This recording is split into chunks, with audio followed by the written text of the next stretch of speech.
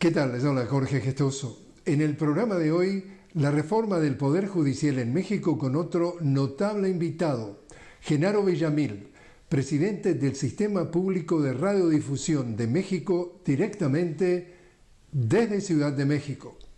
Genaro Villamil, una cálida bienvenida al programa.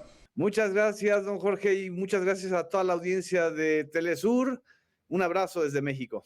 Genaro, reforma del Poder Judicial en momentos recientes.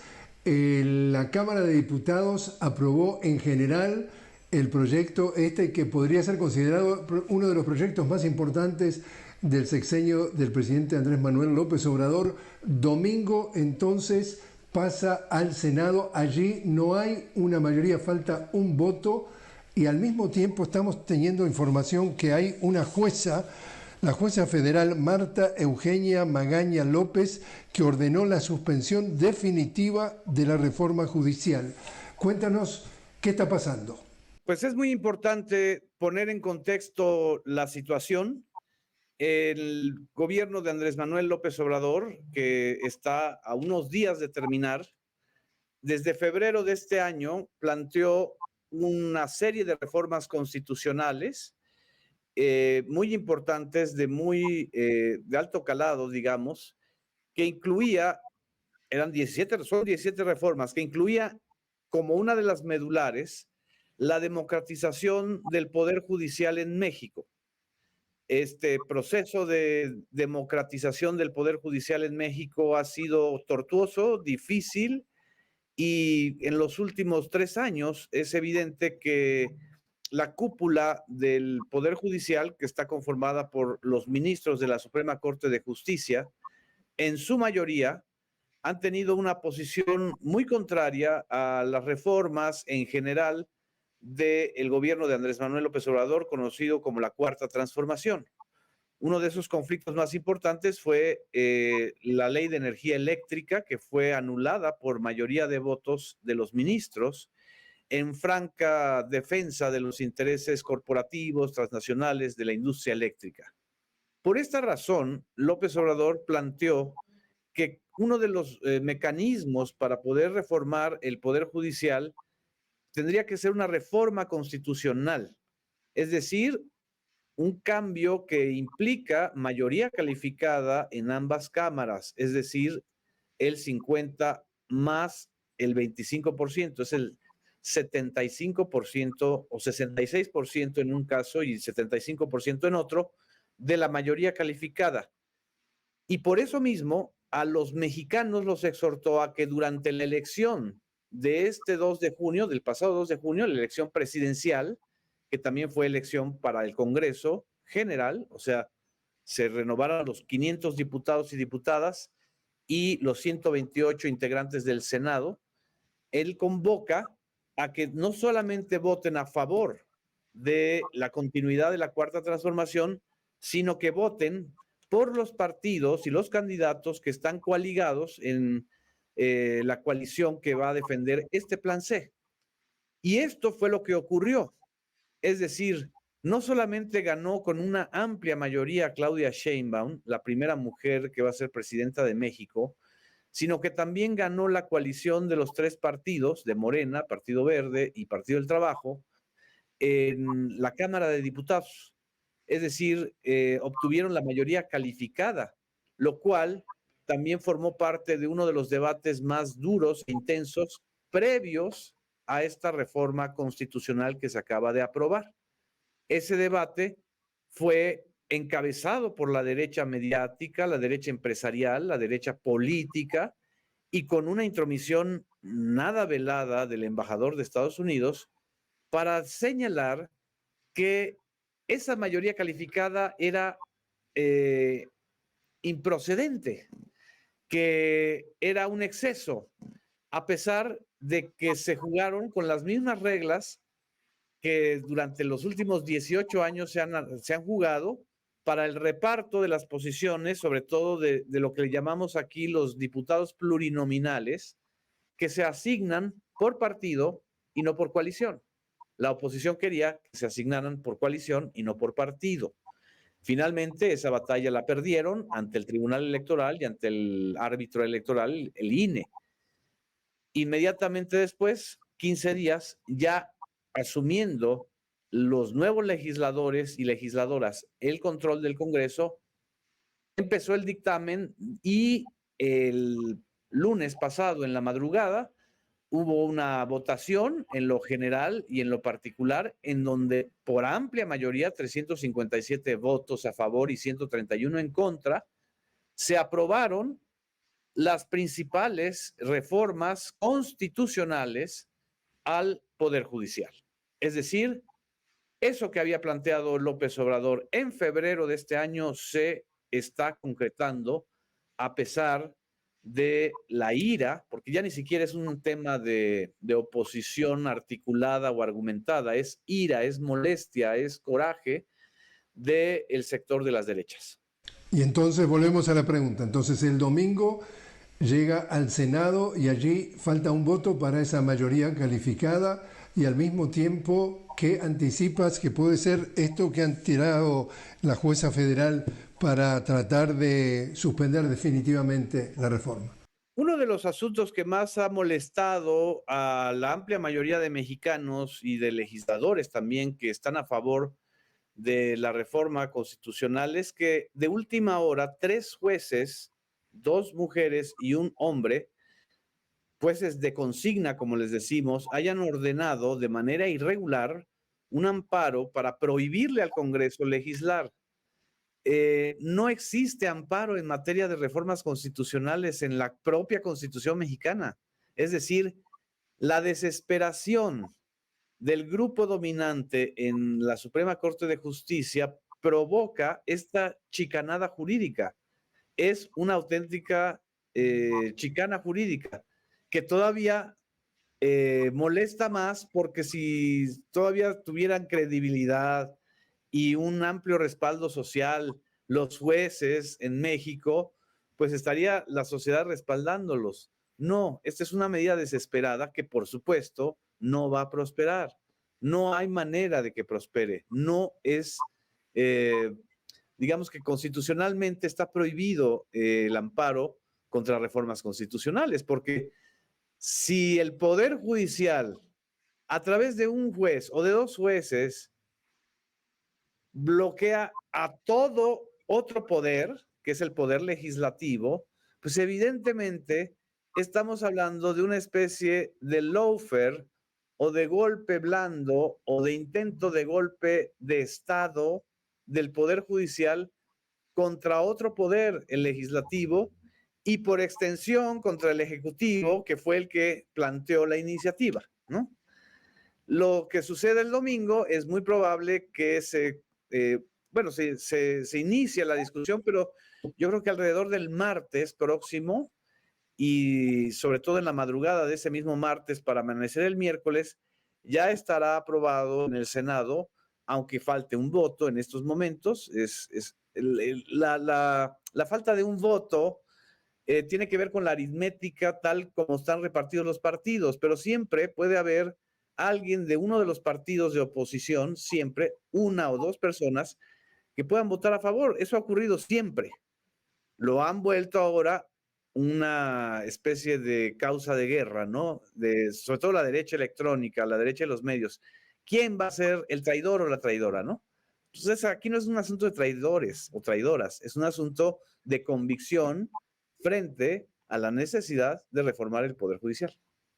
Estaba teniendo la oportunidad de hablar con la socióloga e investigadora Tatiana Cole. Ella ponía énfasis en algo que tú comentabas también, y es que la historia de América Latina, en esa historia, por lo menos la historia reciente, el Poder Judicial ha sido usado como el instrumento para practicar golpes blandos o no tan blandos, es decir, a través, como tú mencionabas, el lawfare, es decir, la guerra judicial. Y acá tenemos el caso de Lugo en Paraguay, tenemos el caso de Dilma en Brasil, tenemos el caso de Lula, tenemos el caso de Castillo, tenemos el caso también de Cristina en la Argentina, el intento con Bernardo Alba en Honduras. Cuéntanos cómo en el pasado, esto que tú has hablado, que son las élites, que es el 1% del poder de un país, pero es ese poder que es prácticamente económico, financiero, de las grandes corporaciones, ha regido la vida del país a través del Poder Judicial. Y es contra esa corrupción la que está luchando este proyecto de Andrés López Obrador. Cuéntanos eso, ¿cómo ha funcionado en el pasado en México este partido judicial, como dice Cristina Kirchner, en vez del Poder Judicial? Lo que estamos viviendo es el inicio de un nuevo régimen político en México.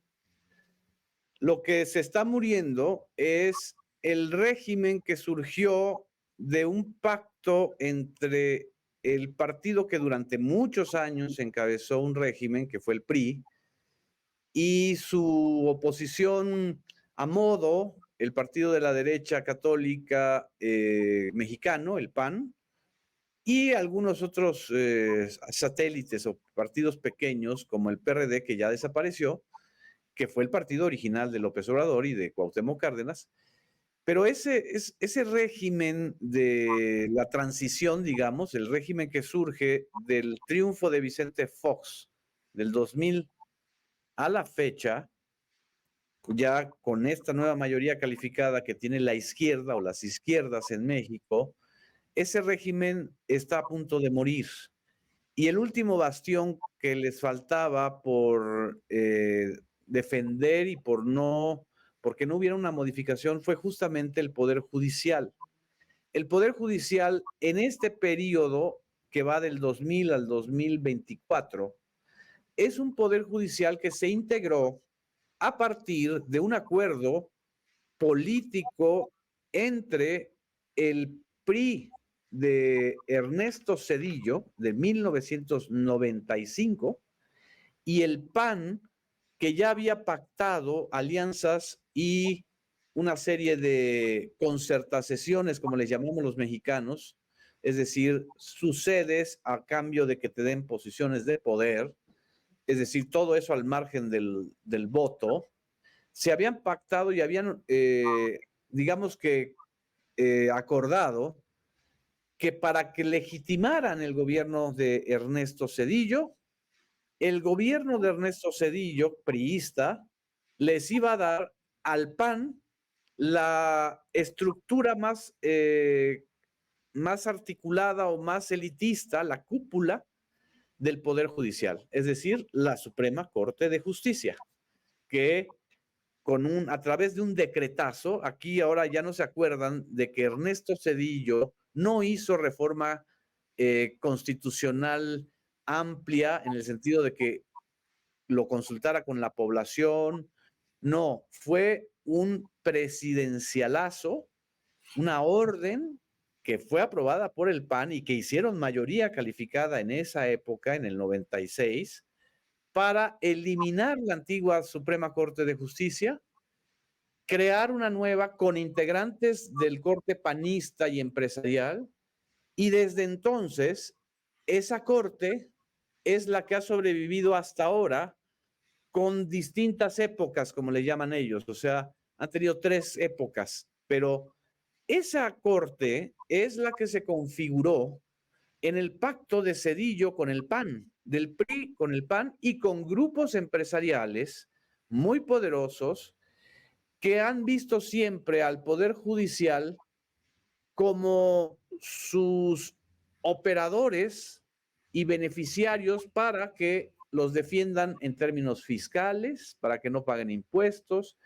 para que los defiendan en términos laborales, sobre todo en conflictos con sus trabajadores. El sindicalismo mexicano desapareció prácticamente durante esta etapa, para que supuestamente beneficien a los grandes monopolios en litigios claves, tanto de telecomunicaciones como de otros, y por supuesto para que sean el brazo ejecutor de los deseos de esta élite económica y de esta élite política. Eso es lo que está acabando.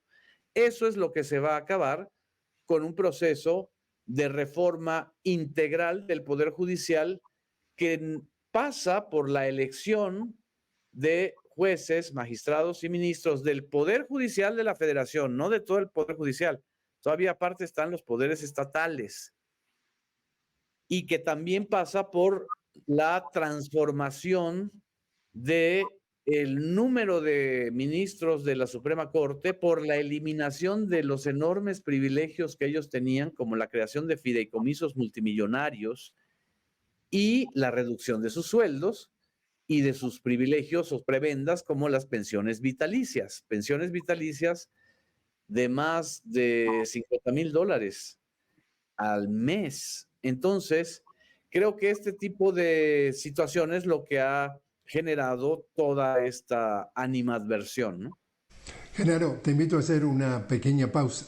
Estamos hablando con Genaro Villamil, presidente del Sistema Público de Radiodifusión de México, sobre la reforma del Poder Judicial.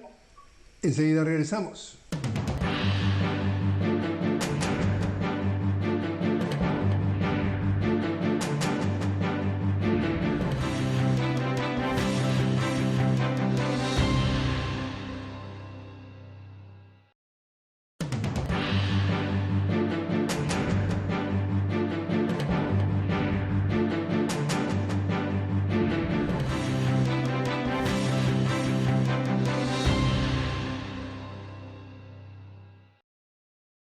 Continuamos hablando con Genaro Villamil directamente desde Ciudad de México. Genaro es el presidente del Sistema Público de Radiodifusión de México. Estamos hablando sobre la reforma del Poder Judicial.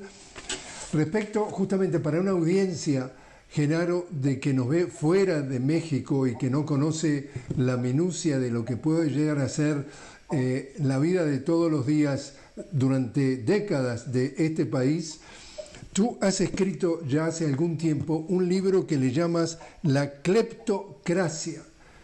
Cuéntanos si la cleptocracia que tú haces referencia en tu libro de hace algún tiempo sigue vigente, ha mejorado, ha aumentado y de qué se trata. Es que la cleptocracia fue justamente el régimen de gobierno que terminó con la derrota histórica del PRI en el 2018, la derrota también histórica del PAN, el inicio del gobierno de Andrés Manuel López Obrador, pero a nivel del Poder Ejecutivo, es decir, del gobierno federal y del Poder Ejecutivo y de los poderes ejecutivos estatales que se fueron ganando a lo largo de estos 6 años, por la vía electoral. Todo ha sido por la vía electoral, no ha sido vía revolucionaria, vía golpes revolucionarios, no, han sido con las reglas del juego que ellos establecieron. Y también el poder legislativo se fue transformando y la cleptocracia que antes se protegía en el poder legislativo, no es el caso ahorita, por ejemplo, de Perú, en donde el poder legislativo es una cleptocracia que está dominando toda la nación, con elementos muy negativos para Perú, por ejemplo. En el caso mexicano, la cleptocracia se concentró en el Poder Judicial. El último reducto de esa cleptocracia, es decir, del gobierno de los corruptos, de los contratistas, de los empresarios, de los que lavan dinero, de los que están a favor del crimen de cuello blanco, etcétera, etcétera, e incluyendo el crimen organizado, se quedó encapsulado en el Poder Judicial. Entonces, lo que están reaccionando ahora es que se les eliminen todos estos privilegios y todos estos arreglos mafiosos que existen, para que, por ejemplo, un arreglo mafioso muy claro es que uno de los grandes empresarios de medios en México, que se llama Ricardo Salinas Pliego, con la protección de jueces y de 3 ministros de la Suprema Corte, ha ido evitando pagarle a la Hacienda Mexicana, al sistema de administración tributaria, más de 30,000 millones de pesos en deudas de impuestos, ¿sí? 30,000 millones de pesos es una cantidad enorme para cualquier empresario o empresa, ¿no? Estamos hablando de más de 1.200 millones de dólares. Entonces, esto que era común en la era, digamos, dorada de la cleptocracia, ahora se ha vuelto un tema escandaloso porque el propio López Obrador lo ha ventilado públicamente. Antes ni siquiera se conocía de esto. Grupos empresariales como Televisa o como Grupo Carso de Carlos Slim o como las mineras, en fin, el gran capital, evadían impuestos porque tenían a los ministros y a los jueces que les permitían este tipo de jugadas fiscales, ¿no? Entonces, eso es lo que más les molesta, que todos estos privilegios se van a modificar con la reforma del Poder Judicial. Y allí viene mi pregunta entonces, Genaro, ¿hay entonces un embajador de los Estados Unidos dentro de México que ha hecho lo que ha sido calificado por el propio presidente López Obrador como injerencia, porque sale en un discurso público a hablar en contra de esta reforma del Poder Judicial y allí encima dice que es peligrosa que salga esa reforma, es peligroso porque deja entonces insinuando que podría afectar negativamente los negocios con Estados Unidos? ¿Cómo lees tú la declaración y cómo ves tú si estás de acuerdo que es injerencia? Pues es absolutamente injerencista la posición del embajador Ken Salazar, pero no es la posición solo de él, es la posición del Departamento de Estado, es la posición de Blinken, es la posición del gobierno de Biden, un gobierno que en estos momentos no tiene la fuerza política para poder imponer su agenda de la manera más grotesca, ¿no? Lo que sucedió con las declaraciones del embajador que sorprendieron a todo el mundo, incluyendo a López Obrador, fue que decidieron ellos pues cruzar el Rubicón, como decimos, ¿no? Es decir, romper todas las fórmulas diplomáticas y abiertamente hacer una declaración condenando un proceso interno de México. Jamás un embajador mexicano jamás va a hacer declaraciones públicas sobre un proceso legislativo interno en Estados Unidos a menos que involucre, por ejemplo, a la población migrante, ¿no? A los mexicanos que viven en Estados Unidos, pero aquí ni siquiera era un tema de migración o un tema que afectara directamente los intereses de empresas norteamericanas. No, afecta el arreglo que ya Estados Unidos tenía con algunos jueces y con algunos ministros, y el pretexto fue el Tratado de Libre Comercio, el TEMEC. En el TEMEC, las reglas de solución de conflictos están muy claras. Tienen que ver con tribunales de arbitraje que no pasan por cuestionar los sistemas judiciales de cada uno de los socios.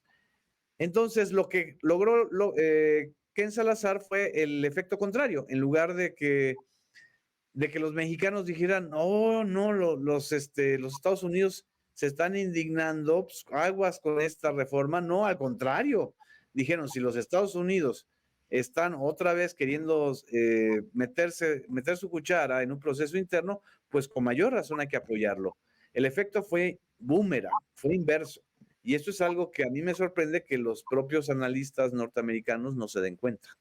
Y el presidente Andrés Manuel López Obrador al respecto dijo que le ponía una pausa a la relación, pero por lo menos aclaró de que en realidad el problema con la pausa era con el embajador Ken Salazar, no necesariamente con el gobierno de los Estados Unidos.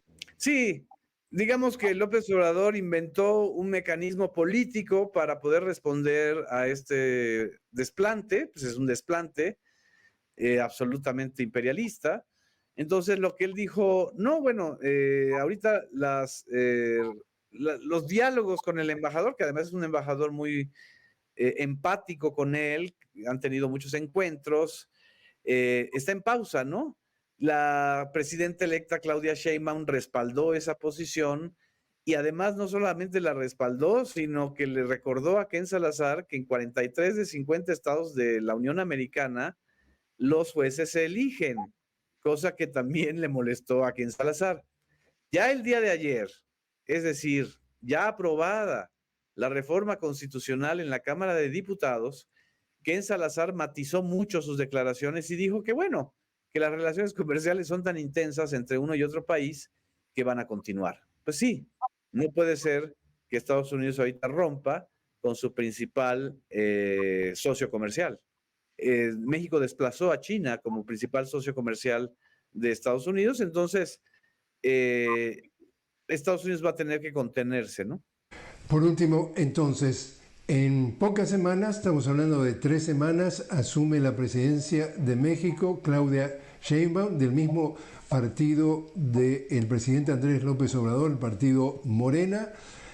¿Es esperable de que pueda llegar a mantener, digamos, toda esta presión que está soportando Andrés Manuel López Obrador frente a esta cleptocracia, como tú dices, que tenía como buque insignia el Poder Judicial? Creo que Claudia llega con una fuerza social y una legitimidad del voto popular muy alta. Por supuesto, es un liderazgo muy distinto al de López Obrador. Es un estilo muy diferente, pero en términos concretos, Claudia Sheinbaum es mucho más, digamos que sólida en sus posiciones frente a grupos de poder que quieran chantajearla o presionarla. Es más sólida porque para empezar tiene la mayoría, es decir, tiene la mayoría calificada en el Congreso, algo que no tuvo López Obrador cuando ganó en 2018. Por eso López Obrador tuvo que ser más pragmático y negociar ciertas cosas con los empresarios. Claudia no va a romper con los empresarios, pero no se va a dejar presionar cuando tiene la mayoría calificada en el Congreso. Y peor aún, no va a ceder ante los intentos de la ministra presidenta de la Corte, Norma Piña, que además, por si fuera poco, Norma Piña intentó boicotear desde la Suprema Corte de Justicia la autonomía de los jueces electorales que calificaron la elección y que le dieron la mayoría calificada al bloque de Morena. Es decir, no hay ningún incentivo para que Claudia Sheinbaum pueda ceder o tenga que ceder. Y por si fuera poco, Claudia Sheinbaum asume la presidencia en el momento en que Estados Unidos va a irse a una contienda muy polarizada, una contienda electoral muy polarizada, y cualquiera de los dos que gane, ya sea Kamala Harris o Donald Trump, tendrán que pensar 2 o 3 veces antes cualquier intento de injerencia como la que hemos visto en estos momentos. Genaro Villamil, muchísimas gracias por haber estado con nosotros. Al contrario, muchas gracias a ti, a toda la audiencia de Telesur, de toda América Latina. Muchísimas gracias. Un abrazo.